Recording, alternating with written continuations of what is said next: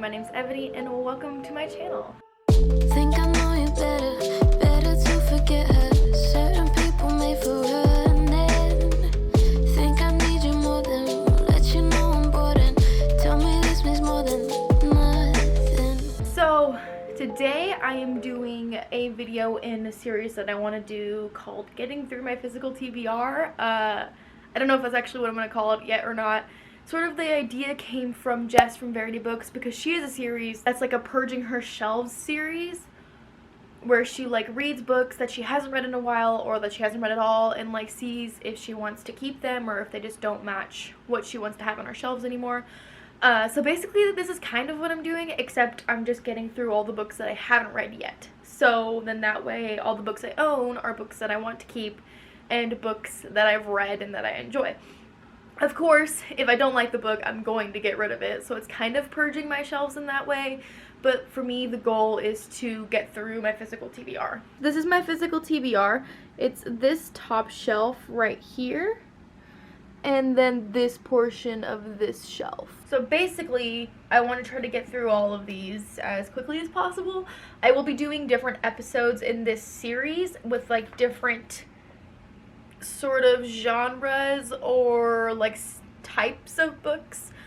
So like there will be like more focused episodes of this series than this one. I don't even know if this is going to be the first one that you see because I'm starting it. Today is what, April 5th? I'm starting it on April 5th, but it may be a month or two before I get through all the books that I want to do for this video, because for this video I want to do all of these books from this one, 4 Weeks, 5 People, to the Sister Pact. Maybe not the Sister Pact. I might be buddy reading this with somebody. I haven't found out yet. So I might not do that one in this video, but all the rest of these we're doing. And you may be like, wow, that's a lot of books to do in one video. This video is going to be like a hardcore boom boom where I don't even know how to use words. Hold on. Because I'm going to be trying to get through so many books in this video is gonna be more aggressive.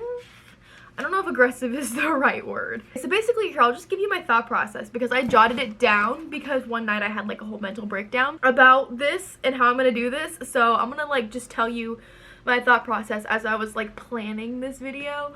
So basically I was like, oh, it could be fun to do one of these videos of books that I don't think I'll really like or that I picked up without really knowing too much about it. Because a lot of the other books are separated into like, oh, these are eating disorder books, these are mysteries, you know, whatever. But like these are just like a hodgepodge, majority of them are contemporary books that I'm like, I probably won't like, or I mean maybe I will. I just like pick them up on a whim, like I didn't really do a lot of research or anything before I grabbed them. So and I was like, oh, that could be fun. But then I realized it's about half of the books I haven't read yet. From there I sort of narrowed down the list a bit to see if any of those books would fit into any of the other categories that I was trying to do, or if I could get the audiobook for any of those books and then I wouldn't have to read them physically, I could just read the audiobook. So we have potentially 14 books that I want to try to read for this video, maybe 13 if I end up doing that buddy read or not, I don't know. But this video is going to be very cutthroat because since there's 14/13 books, that's a lot, and that's going to take me a long time to read all of those books. So I've decided that I'm going to DNF. And I think I'm going to give it 50 pages. I've done a lot of sort of like research, not really research, but like I went on Twitter and was like, if you DNF, how many pages do you give a book before you DNF it? Most people said anywhere from 50 to 100. I think I'm going to go with 50 because for the sake of this video, I don't want to spend like hours and hours and hours reading, and I only want to read the books that I actually think I'll enjoy. So I'll probably give it 50 if I'm like, I'm not sure, maybe I'll give it 100 before I like make a clear decision. I don't know. We'll see how it goes. I literally had such a hard time deciding whether or not I should DNF because I don't like to DNF, because to me, if you only read 50 pages of a 300, 400 page book, then like that doesn't really count as like reading the whole book. It's different if you read like 75% or 50% or whatever, but like 50 pages I don't think is enough to count that as reading the book. And then I wasted my time reading a book that doesn't like apply to my Goodreads goal or my Storygraph goal. So like that was my biggest issue with DNFing, but honestly at this point I just want to read them. I just want to get them off my shelves if they're not something that I like. Mostly because I have my job at the bookstore and I'm supposed to be reading adult books for that job because like I sell adult books, and so I'm like I want to be able to, we can take arcs that they give us and we can like staff out books, so it's like checking out books to like read them so we can do our job. And like I want to be able to do that without having to feel like I have all these books just on my shelves waiting for me to read. So I want to get through all of these unread ones as quickly as possible so then I can do my job better. Like I said, I did that question on Twitter where people responded. I also did some polls on Instagram of like, which one would you pick up just based on the cover, and I just paired them randomly. Some of them kind of paired like based on like, oh yeah, these both look like a similar contemporary, but some of them are just paired randomly. So people voted on what books to pick up based on the cover. The ones that won the poll are the top first half of the books, and the ones that didn't win are the second half. And I actually had my friend Rachel, who was over here, just pick like I just held up 2 random books and she was like, that one, and then I would put that one on the shelf. So I believe that these 7 won their specific poll, and then these ones I just had Rachel like pick which one she thought looked more like better or more fun. Like I just randomly held up some. So yeah, like I said, from this book forward, these are all the books we're trying to get through today. So this is the order I'm going to be reading them into. So we're going to start with 4 Weeks, 5 People by Jennifer Yu. And for reading purposes, I'm actually going to go outside because it's like 80 degrees outside and it's really nice.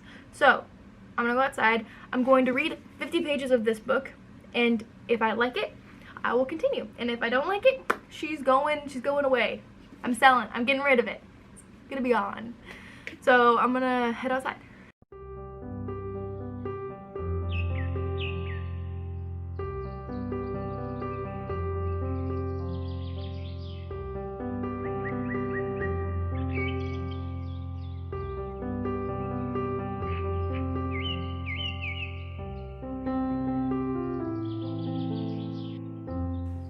Hello everyone, it's 50 pages later, and I'm going to give you my initial thoughts on this book.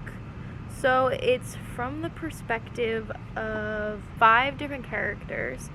So far I don't really know anything about Stella, one of the characters, because as you saw in that like clip of me like flipping the pages, there was a brochure like on the second page, and it took up like 6 or 7 pages. That was just the brochure that talks about this camp that they're going to. And so like I didn't really get to know much about her character specifically. Another character, Clarissa, has some sort of OCD, and I really liked her chapter. For some reason, all of her paragraphs in her chapters end in these little slashes, and I don't really know what they mean. That was kind of just like weird and off-putting. And then there's Mason, who I did not care for his character because he's like very cocky and like nothing is his fault. He's kind of just doing whatever he feels like and then like blaming it on other people. I didn't care for him. And then there's Andrew, which I believe is the reason why I bought this book, because like checking the synopsis, I can see that I bought this book because of this specific detail. Andrew has an eating disorder, and that's why, because they all are attending this camp that's like for mental health. Andrew is definitely the reason why I bought this book. So I enjoyed his chapter. It was kind of short, but like it was still pretty good. And then the last character is Ben, and I'm gonna be honest, I basically just skimmed Ben's chapter because it's written like a screenplay. It was written in like the screenplay text, like see, it's a different font than the other pages, and look at all of that text, like. And then it had like people talking and stuff. So I basically just read the dialogue and I like skimmed most of it. I don't really like reading screenplay that much. I'll do it occasionally, but it's not my cup of tea. I'm feeling really torn with this book because on one hand, I want to see what's happening with those 2 characters that I said I liked, Clarissa and Andrew, especially with Andrew's eating disorder. I really want to know how that is going to go down. But on the other hand, the other characters I didn't care about. I honestly think that they're rather annoying. So, I don't know. I will say that the camp aspect is pretty interesting. I went to a church camp for like 11 years or something while I was growing up, and it was like my favorite thing in the world. I loved going there during the summer. And so it kind of reminds me of that. They have similar rules of like, you know, you can't have your phones, meal times. I don't know. Like there was in that brochure, it had like a like schedule of like the things that they would do, and it kind of reminded me of the camp I used to go to. And so like that I really enjoy. I kind of relate to that. I think for now I'm going to continue it. I might try to get to the 100-page mark and see how I feel then. For right now I'm gonna go inside and eat something because it's close to dinner time. It's 5:30. Yeah, it's almost dinner time. So I'm gonna go eat something, but I'm gonna try to get to page 100 tonight, hopefully. Hello everyone, it is the next day. I did end up reading to page 100 yesterday. I just didn't pick up the camera to vlog. But yes, I'm on page 100 or thereabouts of 4 Weeks, 5 People. I don't know. I don't want to say I'm enjoying it because it's not like stunning or groundbreaking or anything, but like I don't want to put it down. I don't know if that's just me being afraid to DNF or if I genuinely want to actually read this story. The majority of the characters I don't really care about. Really the only ones I care about are Clarissa and Andrew. That's the girl who has OCD and the boy who has the eating disorder. The other characters are Ben, which is the one who writes in like screenplay, which I hate. And then Mason, who's the one who's full of himself, which also gross. And then Stella, who's like a bad girl. I don't know, she brought alcohol to the first night of like being at camp, and they all like were drinking except for Clarissa. I think everybody else was drinking. The camp isn't really that amazing. It's like not really that good. And I probably should DNF it, but I just really want to read Andrew's parts.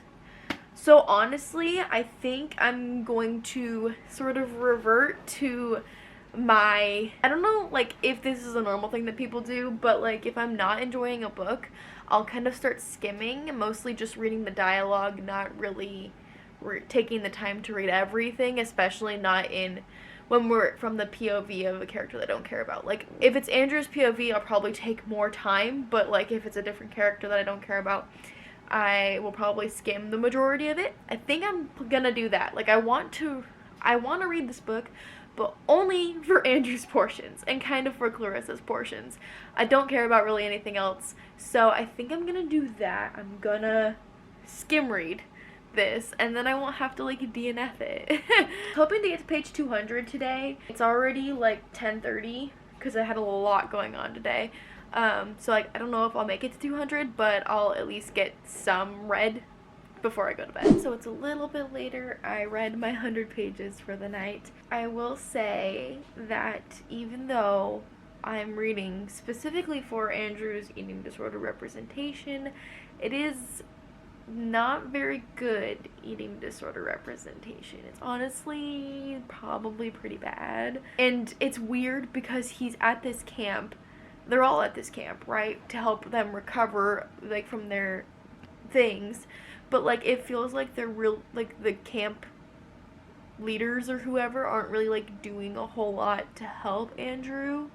Because like I feel like if you have an eating disorder, you go to a specific eating disorder place where they have specific meals set for you, like certain times that you have to eat. They like watch you like a hawk and make sure like you don't go to the bathroom afterward, and like all these like precautions.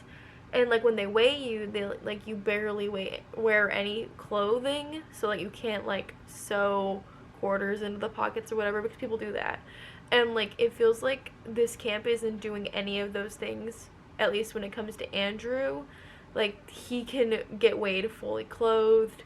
Nobody's really watching him that much when he eats. I mean, like, they are watching him, like, a little bit, but not, like, to the full extent that someone with an eating disorder probably should be watched when they're trying to go through recovery. And it's weird because it's, like, he has an eating disorder, but, like, everybody else in this camp have other things, you know, like OCD or narcissism or whatever. It's weird that they're all getting treatment at the same place, but they all have different things. I don't know. Maybe that's a thing. I don't know. Also, I will say that Clarissa isn't, like, that was the other character that I was kind of interested in. I'm sort of losing my interest in her now. Pretty much my sole purpose for reading this book is just to read Andrew's eating disorder representation. I'm honestly just skimming the majority of it. And the camp aspect also isn't really that amazing. I mean, it's weird because they're like decorating this like tent thing so it can be like a safe place for them, and like that's like a really prevalent topic for some reason. Like they spend a lot of time thinking about how they're gonna decorate it, and I'm like, okay, does this really matter? There was a part where Clarissa and Ben, I think, went to outside. They were drinking, but they went outside and they were like gazing at the stars, and that reminded me of a time when I was at camp and we like gazed at the stars. We weren't drunk, but like we just went stargazing, and that was really fun. So like there's pros and cons to this book. Like I do enjoy the camp atmosphere, but it just doesn't feel as good as the camp that I went to. Honestly, like the writing isn't that great. I found a typo. I'll show you right here. So this is someone talking, quotation mark, don't worry Andrew, it's not that bad. No quotation mark. What? There's one there too. Okay, that's weird. I know that if you're like writing a whole paragraph of dialogue and then like another paragraph of dialogue, you have quotation marks at the beginning, no quotation marks at the end of one paragraph, and then quotation marks at the beginning of the next paragraph. Maybe that's what's going on in this case and it's not actually a typo, but it looked weird and I don't think it really fits that. But anyway, that's besides the point. I'm not super impressed by this book, but I do want to finish it just for the eating disorder representation. I think I have like 150 pages left, so hopefully I'll be able to finish it tomorrow, and then I can move on to my next book. Well, good morning everyone. I wanted to give you guys a little update because I'm going to be reading some more of this, hopefully finishing this book today. I think I have about 150 pages left, and with the way that I'm skimming it, I'm sure I can breeze through it with no problems. So right now, I'm just gonna sit here, read my book, and I also have my lunch. I have spaghetti. I have to stop vlogging now because my camera's gonna die, but I just wanted to give you a quick update. Okay, hello everyone. It's a little bit later. I finished 4 Weeks, 5 People. The ending was a lot. Honestly, like, I posted a Goodreads review, and it was just like stream of consciousness, like this is what I was thinking towards the end of the book. I'm going to sort of read that or like look at that and summarize my thoughts. So if you don't want any like major spoilers for the book, just like skip forward in the timestamps the next book, I guess, because like this is like major spoilers. Basically, as you know, Andrew is the only character I cared about. The representation for his eating disorder was the best representation in this book. It wasn't great still, but like of all the other representation, it was done the best. And so the plot twist in the book is that Andrew attempts suicide, and it was like so heartbreaking. He ends up going to a hospital, and like his parents like go and help him, and he never returns back to camp. And so after that, we had nothing else about Andrew. We don't get any more of Andrew's POV. We don't, like, all we know is what the counselors tell the other campers. That was like really heartbreaking, and we didn't really get a resolution for it. Like, we don't know what, like, how he's doing, if his eating disorder gets better or worse. Like, we literally have no idea what happened to him. And honestly, his suicide attempt just felt like a plot devicey way to make the other characters go through something particularly hard. Of course, Stella took it really hard because her and Andrew sort of had like a really good friendship, possibly the starts of like a romantic relationship, and so like it was really hard for her, which like it was good because like that was something that she needed to like not needed to go through, but like it helped her get better in a way. Like it helped her get the help that she needed. She didn't get any closure. Like she never got to see him again. She didn't get any closure. It bothered me because the counselor said that they couldn't go visit Andrew in the hospital, which I think would have been beneficial for everybody involved. But also, like, it sucks because a lot of the characters live in like different states, especially Stella. So like right after camp was done, like she had to catch a plane to go home, and so like she never got to see Andrew even after camp was over because she like physically couldn't. They don't live in the same state.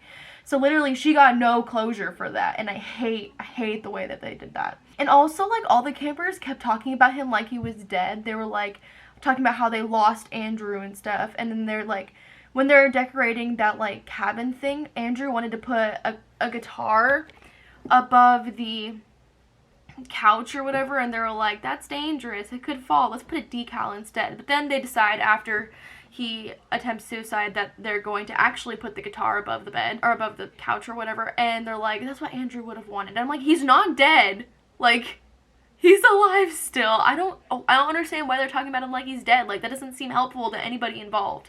They need that closure of being able to see him and see that he's okay. Like, he's a friend that they have made over the last 4 weeks, and they literally got none of that closure. And I hate that so much. And also, Andrew didn't get any closure either. Like, he just randomly was, like, up and left the camp. I mean, of course, like, they made him leave because he had to go to the hospital and stuff.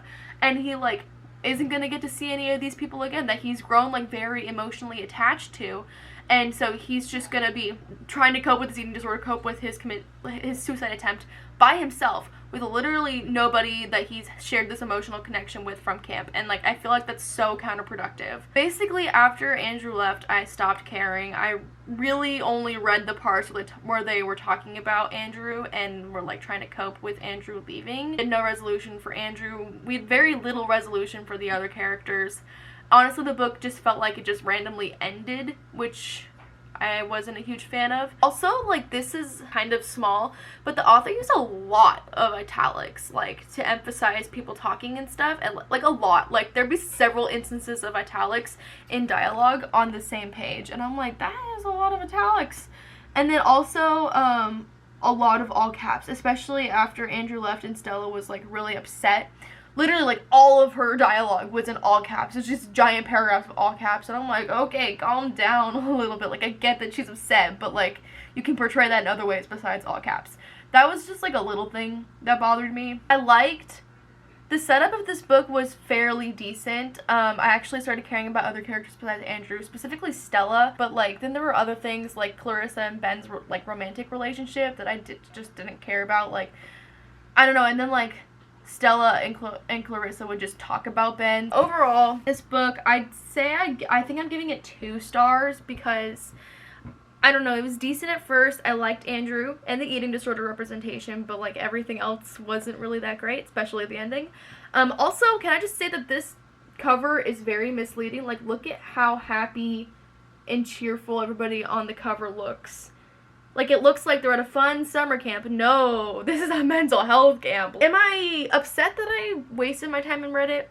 Not really, mostly because I skimmed the majority of it, so I didn't really waste that much time. I liked having more eating disorder rep. I love me eating disorder representation, so, like, that I'm happy that I read. I wish we had gotten more closure. Honestly, I would take another book just about Andrew, and maybe, like, Stella would be brought in. I feel like the author just tried to do too much in this, and then the story itself suffered because there was, like, so many different, like, subplots of the different characters and their problems in their lives and their romantic relationships, and, like, just there's too much happening, and then, like, it just wrapped up too fast. Now that we have finished one, oh, sorry, this lighting's really orange. I flipped my light on.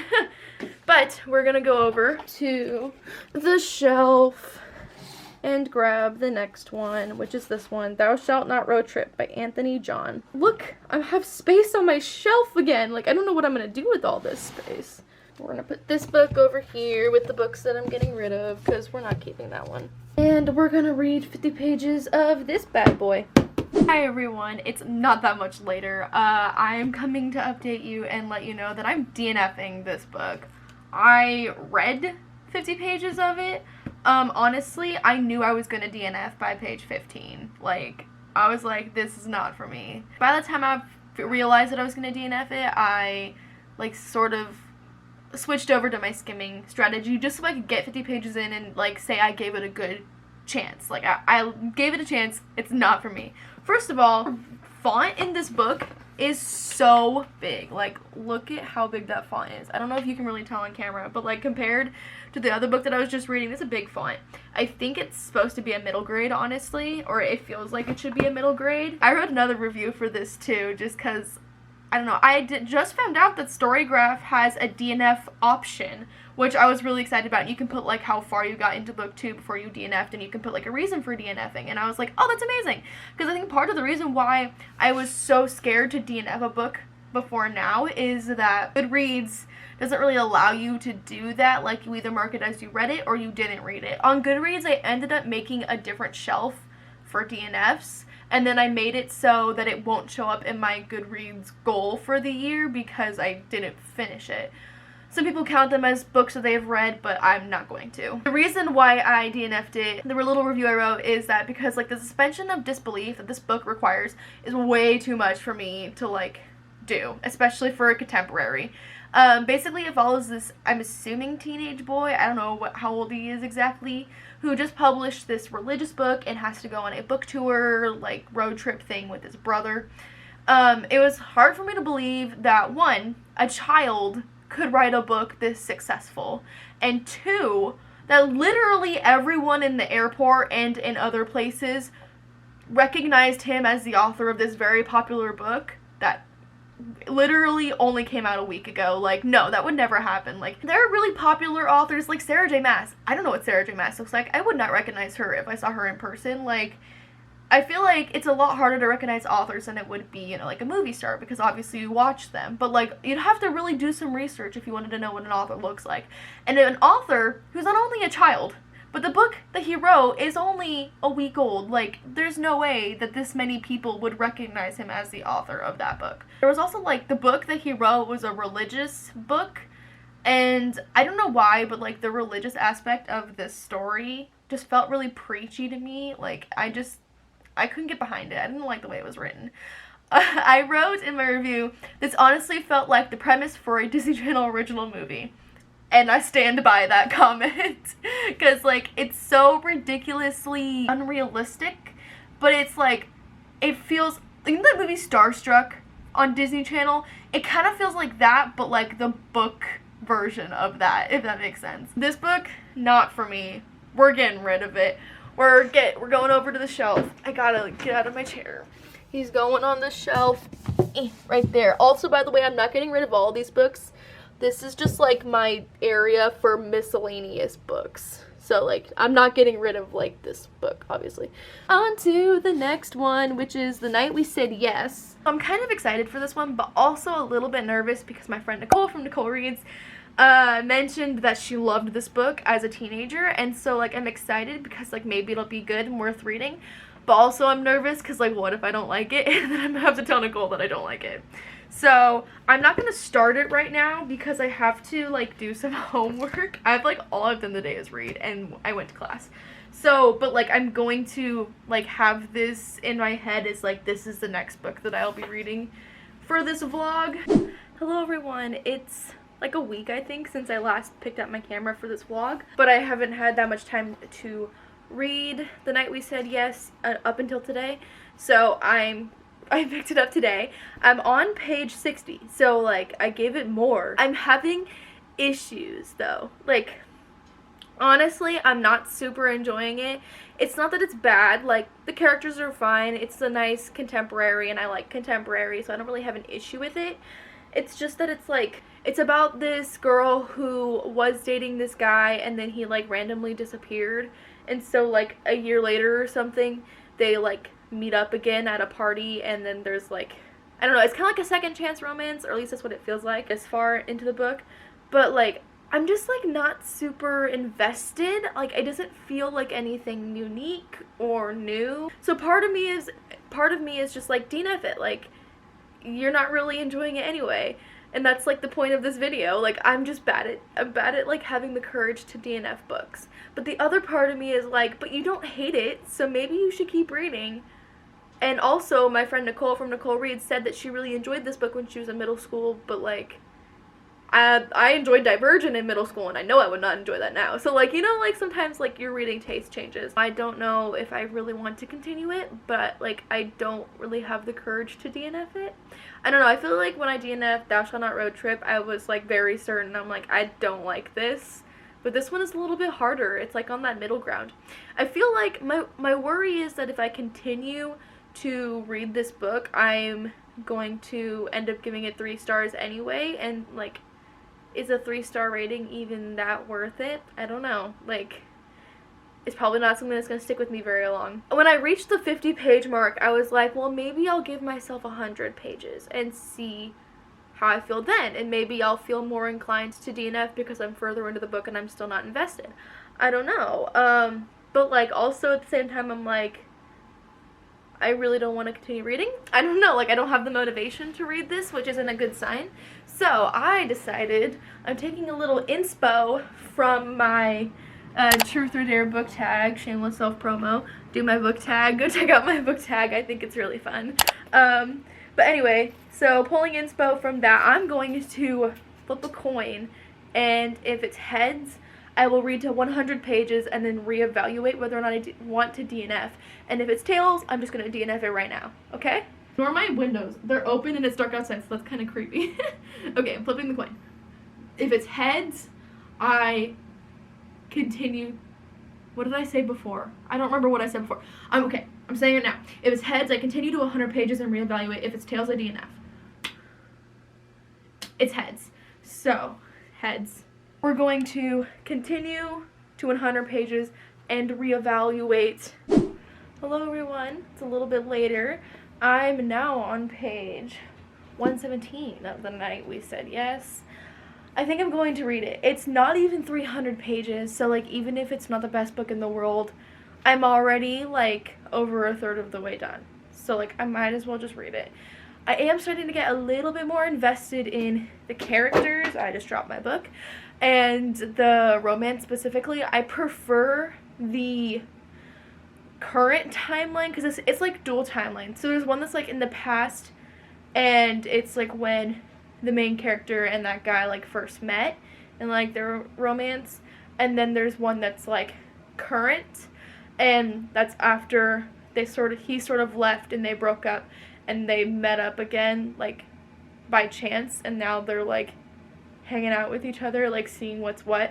I prefer the current timeline over the older timeline just because I feel like the second chance romance thing is really interesting. There's like some things where I was like, oh, that's really cute. So then I'm like, oh, I think I'm getting invested a little bit. So I'm gonna read it. We'll see how I feel about it after I'm done, but I'm glad that it's like a little bit better than I thought it was going to be, and hopefully I will not regret not DNFing it. Hello everyone. Ignore my hair. I was like playing with it while I was reading, so it's kind of like messy because and like frizzy, but whatever. I finished The Night We Said Yes by Lauren Gabaldi. It wasn't amazing. It wasn't life-changing, but it was a fun contemporary. It was just mostly about this relationship between a girl named Elle. Also, like, do you hear this fine? I love that noise. Anyway, a girl named Elle and a guy named Matt who used to date, and then Matt left suddenly, which you find out why in the book, and then one night he comes back and they see each other again, and you know, they try to make things back to the way they were, but of course there's some issues with that. There's some drama. I appreciated the fact that this book took place within 2 nights. One on the night that they first met, and then one on the night when they met again. I liked the second chance romance aspect of it. I will say, the main character mentioned quite a few times that there was a different guy that she was dating named Nick, I believe, who like broke her heart or something, and like she dated him right before she dated Matt. And like I just felt like that was unnecessary. Like I don't think it really added anything. It could have just been a romance without her, like, bad relationship history, I guess. I mean, maybe it adds, like, a little bit of tension, I suppose, but, like, I don't know. Also, I never wear my hair like this, so I'm just having a lot of fun, like, whipping it around. Also, I will say this book barely passes the Bechdel test, which, if you don't know, is a test to see if there is enough like female characters in the book. So basically there has to be 2 female characters who talk about something other than boys, which there is a scene where they go shopping, which I feel like is still pretty vapid for a female character, but it does pass the Bechdel test, but barely, because 99% of the conversations in this book are about Matt. Elle's friend Meg also has this like on again off again relationship with this guy named Jake, and so like a lot of the conversations are about Matt and about Jake. So I don't know, I was kind of like annoyed by that, but also I didn't really expect much from this book. It was honestly like a trashy contemporary, and like that is just what it is, and I feel like for trashy contemporary, it's pretty enjoyable. There was a lot of drama, lots of relationship issues, and there were points where I was like a little bit invested in the relationship, which is good, which is the reason why I decided to actually read the whole book and not just DNF it. Am I mad I read the whole book? No. Did I love it? Also no. I will be getting rid of it. Unfortunately, I didn't love it enough to keep it. But like, you know, it's just a nice book to have read in my life. I'm gonna go to bed because it's like almost midnight, I think. But hopefully I'll start another book tomorrow. Hopefully, if I have time, I'll update you later. Hi everyone, it's Future Editing Ebony, popping in here. As you can see, first I've dyed my hair. I guess I'll address that now. There's information about that in the vlog that's coming on Monday. But I had to pop in here because I'm mostly done editing all the footage for this vlog. However, it is over an hour long. I took a poll on Twitter and Instagram, so if like you're not following me on those, you definitely should, so I can get your future input on vlogs and videos and stuff. But I took a poll and I was like, would you rather watch an hour plus long video, or would you rather me split it in half? Most people voted for split it in half, so that's what I'm doing. Right now, as I'm editing, before this clip goes in, it's at 35 minutes, and I know the second half is gonna be a bit longer, but I just decided to cut it here. It's crazy because I've literally only talked about like 3 books so far in what you've seen, which just goes to show like how in-depth I went for the first couple of books and then like stops talking so much about later books. So we're gonna end this vlog here. You're seeing this on Friday. Part 2 will be up next Wednesday. I didn't realize it would be this long. I don't know why I didn't think about that ahead of time, but c'est la vie. So thank you all so much for watching. If you like this vlog, make sure you're subscribed so you don't miss part 2 of this vlog. And if you want to follow me on social media, like I said, all my links are in the description box as always. Thank you all so much for watching, and I will see you in part 2. Bye!